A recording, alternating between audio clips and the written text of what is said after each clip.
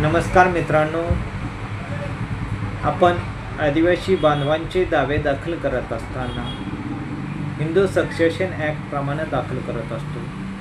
त्यामध्ये मागणी देखील हिंदू सक्सेशन ॲक्ट प्रमाणे मागत असतो। परंतु आता एक सर्वोच्च न्यायालयानं निकाल दिलेला आहे।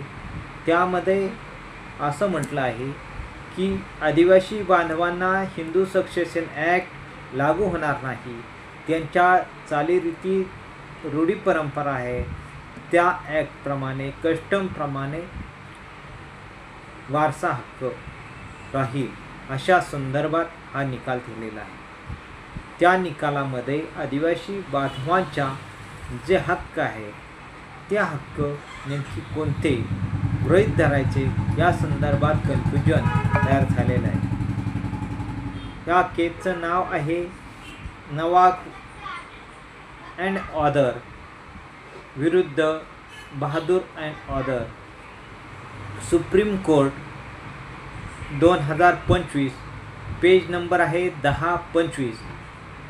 धन्यवाद।